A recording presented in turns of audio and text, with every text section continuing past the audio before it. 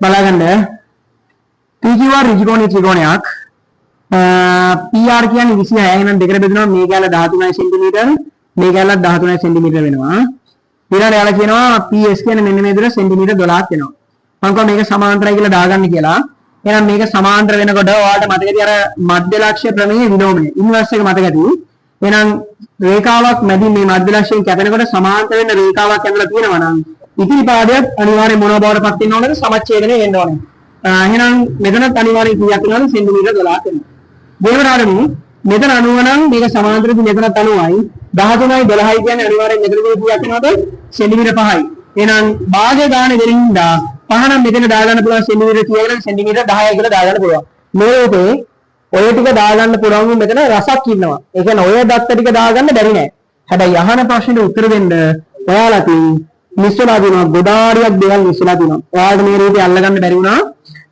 මේ කියන කතාව අල්ලගන්න තරම් බලගේ ඔළුවේ ප්ලෑන් දුන්නේ නෑ. මම ඒකට වැරද්දක් කියන්නේ මොකද හේතුව මේ වගේ රූපයක් අල්ලගන්න ගණන් ටිකක් වැඩිපුර හදන්න ඕනේ. අපි ඒක තමයි හදන්නේ. පුළුවන් තරම් හදන්නේ මේකයි ගණන් මම රූප ප්ලෑන් දාගෙන හැමදේම කරගෙන මේ හදන්නේ. ඔයාලගේ දැනුම වැඩි කරන්න විතරයි ඈ. ඒක තරහ නැතුව හදපල්ල එක නම් හදන එක ඔයාලට තමයි වැදගත් වෙන්නේ. මේ රූපේ මොකද්ද? ත්‍රිපිසියමක්. ත්‍රිපිසියමක වර්ගඵලය කියන්නේ කොහොමද? දැන් හිතන්නකෝ මේ කැරකෙන්නේ මොකද කියන්නේ? පාඩම මධ්‍ය ලක්ෂ්‍ය ප්‍රමේය. අර මං කෙටියෙන් කියනවා නම් කවුද කියන්නේ? මං අකුරු තුනෙන් කියන කවුද? මාලා ප්‍රයෝගය. මධ්‍ය ලක්ෂ්‍ය ප්‍රමේය තමයි කැරකෙන්නේ. මධ්‍ය ලක්ෂ්‍ය ප්‍රමේය කැරකි මං නිරන්තරයෙන් මේ පාඩම කරද්දි කිව්වා. වෙලාවට කෝණ හොයන්න වෙනවා. කරන්න දෙන්නේ නැහැ. ස්ථිර කෝණ හොයන්න වෙනවා. වෙලාවට දිග හොයන්න වෙනවා. කරන්න දෙන්නේ නැහැ. පරිමිතිය හොයන්න වෙනවා. බැරිම ගණක මොකද වෙන්නේ මේ වර්ගඵලයක් කියන්නේ නැහැ. ඉතින් මේක ඒරියාගේ නැත්තම් වර්ගඵලය තමයි ගොඩබිරු ගහන්නේ. එහෙනම් නිගමන මතක් වෙන්න කියලා කියනවා භාගයයි. ඔයාලට මතකද අපි ඉතර කියන්නේ මොකද්ද? සමාන්තර පාදක කියන්නේ මොකද්ද? එකතුව ගුණ කරන්න ඕන කාගෙන්ද? ලම්බ උසෙන් ගුණ කරන්න ඕනේ. ලව්වෙන් ගුණ කරන්න ඕනේ තමයි කියන්නේ. ඔන්න අපි දන්නවා.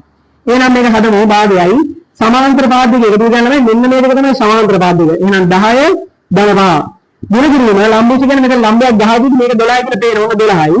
මේක එකතු කරලම කපලා දාමු. මෙතන 15යි, මෙතන 12යි. මේකට මේකෙන් කපුව 6යි. 15 සුරකේ කීයක් වෙනවද? වර්ග සෙන්ටිමීටර 90ක් වෙනවා. ඔන්න උත්තරේ. ඔන්නෝමයි ගාන හැදෙන්නේ. බලන්න ඉතින් මේ පටන් ගන්නෙ මධ්‍ය ලක්ෂ්‍ය ප්‍රමේය. හැබැයි ඉවර කරන්නේ වර්ගඵලය. ඉතින් ලකුණු දෙකක ප්‍රශ්නයකට තව මොනවද? තව දාන්න ඊළඟ පාර මොනවද මේකට? දාලා බලමු.